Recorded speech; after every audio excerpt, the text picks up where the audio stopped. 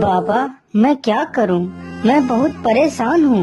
इस बार सूखा पड़ने के कारण सभी जीव जंतु प्यास के कारण मर रहे हैं और मैं कुछ भी नहीं कर पा रहा हूं। आखिर मेरे खुदाए गए तालाब में पानी क्यों नहीं निकल रहा है? बाबा, इसका कोई उपाय बताओ। महाराज, इसका उपाय तो है, लेकिन उपाय बहुत ही कठिन है। बाबा, आप मुझे बताइए कि वह क्या उपाय है। मैं इन जीवों को इस प्रकार मरते हुए नहीं देख सकता। मैं इन्हें बचाने के लिए कुछ भी कर सकता हूँ। बस आप मुझे उपाय बताइए। तो सुनिए महाराज, इस तालाब में पानी आ सकता है यदि आप अपने बड़े बेटे या फिर बड़ी बहू की बलि इस तालाब पर दें, तो इस तालाब में पानी आ सकता है। महारानी जी, साधु बाबा ने बताया है तालाब में पानी तो निकल सकता है, लेकिन तालाब पर अपने बड़े बेटे या फिर बड़ी बहू की बलि देनी पड़ेगी। अब तुम ही बताओ, मैं क्या करूं? महाराज, हम अपनी बहू की बलि दे देते हैं। अगर बेटा जीवित रहेगा तो दूसरी बहू भी आ जाएगी। यदि बेटा ही नहीं होगा तो बहू किस काम की? राजा की बड़ी बहू छिपकर ये सारी बातें सुन रही थी। ये सारी बातें सुनने के बाद वह अपने शयन कक्ष में चली जाती है।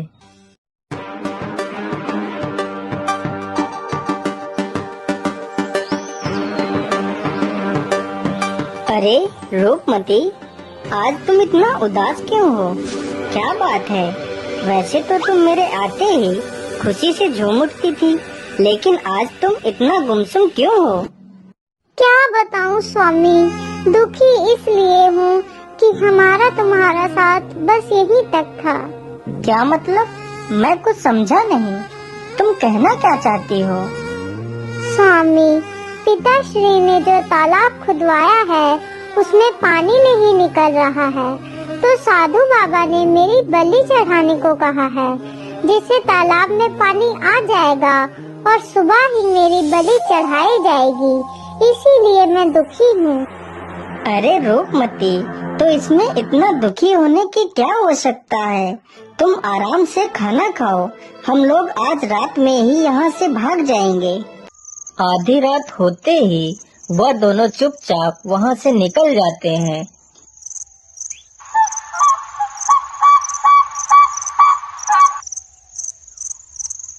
रूपमती, अब हम दोनों अपने राज्य से काफी दूर आ गए हैं। चलो अब हम यहाँ पर थोड़ा सा आराम कर लेते हैं। फिर वे दोनों वहीं पर सो जाते हैं। तभी एक सर्प आकर रूपमती के पैर में डस लेता है।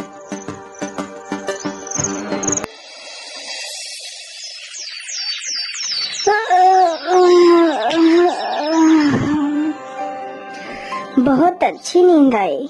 चलो रूपमती। अरे ये क्या? रूपमती, तुम्हें क्या हो गया? हे ऊपर वाले, तुमने ये क्या कर दिया? मेरी रूपमती को क्या हो गया? अब मैं क्या करूँगा? मैं तुम्हारे बिना नहीं रह सकता रूपमती। हे भगवान, मुझे भी मार डालो। जिसके लिए मैंने घर छोड़ा, अपना परिवार छोड़ा, वही मुझे छोड़कर चला गया। हे भगवान, मुझे नहीं जीना है, मुझे नहीं जीना है। अरे बेटा, तुम क्यों रो रहे हो? तुम्हें क्या हुआ? बाबा, मेरी मदद करो बाबा। मेरी पत्नी को सर्प ने डस लिया है, मेरी मदद करो। अरे बेटा, तुम शांत हो जाओ। मैं तुम्हारी पत्नी को जीवित कर सकता हूँ, लेकिन याद रहे तुम इस घटना के बारे में किसी को नहीं बताओगे। यदि तुमने किसी को बताया तो तुम्हारी पत्नी की मृत्यु हो जाएगी। ठीक है बाबा, मैं किसी को नहीं बताऊंगा बाबा, बस आप मेरी पत्नी को जीवित कर दीजिए। तो ठीक है बेटा, यह जल हाथ में लेकर 3 बार बोलो कि मैं अपनी आधी उम्र अपनी पत्नी को देता हूँ। मैं अपनी आधी उम्र अपनी पत्नी को देता हूँ। मैं अपनी आधी उम्र अपनी पत्नी को देता हूँ। मैं अपनी आधी उम्र अपनी पत्नी को देता हूँ। बेटा, अब इस जल को अपनी पत्नी के ऊपर डाल दो।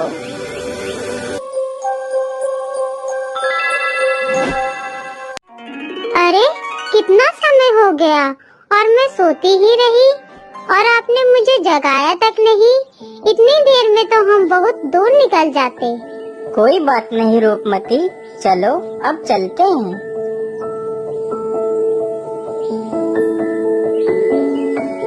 स्वामी, मुझे तो बहुत जोर की प्यास लग रही है, अब मुझसे और नहीं चला जाएगा।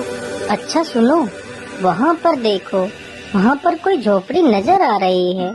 चलो वहीं चलते हैं, हो सकता है वहाँ पर हमें कुछ पानी पीने को मिल जाए। अरे भाई, हम लोग बहुत दूर से आ रहे हैं, क्या हमें कुछ पानी पीने को मिल सकता है?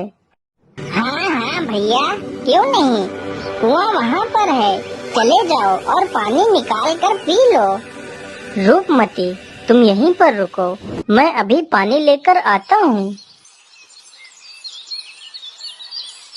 अरे, इतनी सुंदर स्त्री होकर भी तुम यहाँ वहाँ कहाँ भटकती घूम रही हो? क्या बताऊं भैया, यह तो मेरी फूटी किस्मत है जो मैं यहाँ वहाँ भटक रही हूँ। फिर रूपमती उसे अपनी पूरी कहानी सुनाती है। अरे राम राम राम, यह तो बहुत बुरा हुआ आपके साथ, लेकिन आज नहीं तो कल जब आप अपने राज्य वापस जाएंगी तो वह राजा तुम्हारी बलि जरूर चढ़ा देगा। क्या करूं भैया, अकेली तो कहीं भागकर भी तो नहीं जा सकती हूँ। मेरी मानो तो तुम अपनी जान के लिए कोई भी खतरा मान न लो। तुम अपने पति को मार दो और मेरे साथ यहाँ पर रह लो। यहाँ तुम्हारी जान को कोई खतरा नहीं होगा। हम दोनों आराम से यहीं रह सकते हैं। लेकिन मैं उसे कैसे मार सकती हूँ, तुम ही मार दो। अरे नहीं नहीं, पति तुम्हारा है तो मारना भी तुम्हें ही पड़ेगा। अच्छा ठीक है, मैं कोशिश करती हूँ। फिर वह पीछे से जाती है और राजकुमार को कुएं में धक्का दे देती है। राजकुमार कुएं में गिर जाता है। उन दोनों को लगा कि राजकुमार पानी में डूब गया है। अरे चलो चलो, यहाँ से भाग चलो, हम लोग कहीं दूसरी जगह चलते हैं। पूरी रात राजकुमार कुएं में लटका रहता है।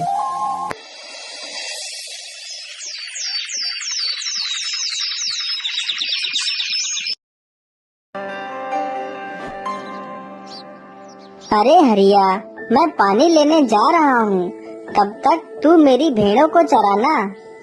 ठीक है श्यामू भैया, लेकिन जल्दी आ जाना।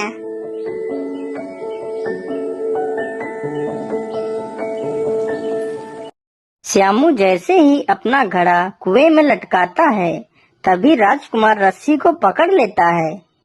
अरे कौन है कुएं में? छोड़ दो मेरा घड़ा। नहीं भैया, मैं आपका घड़ा ऐसे नहीं छोड़ूंगा, पहले आप मुझे बाहर निकाल दो। अरे भाई, तुम हो कौन? पता नहीं तुम कोई भूत प्रेत ही हो और मैं तुम्हें बाहर निकालूं, तुम मुझे ही खा जाओ। नहीं भैया, मैं भी तुम्हारी तरह इंसान हूँ। मैं रात के अंधेरे में गलती से गिर गया हूँ। भैया, मुझे बाहर निकाल लो। अच्छा ठीक है, मैं अभी आपको बाहर निकालता हूँ।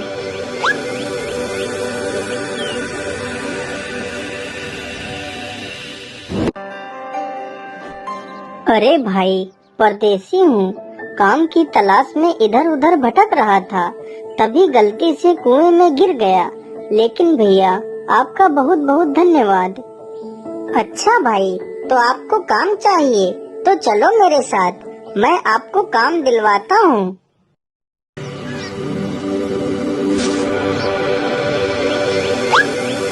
मैं तुम्हें काम पर तो रख सकता हूँ, लेकिन तुमने काम में जरा सी भी बेईमानी की तो मैं तुम्हें बिना किसी तनख्वाह के धक्के मारकर बाहर निकाल दूंगा।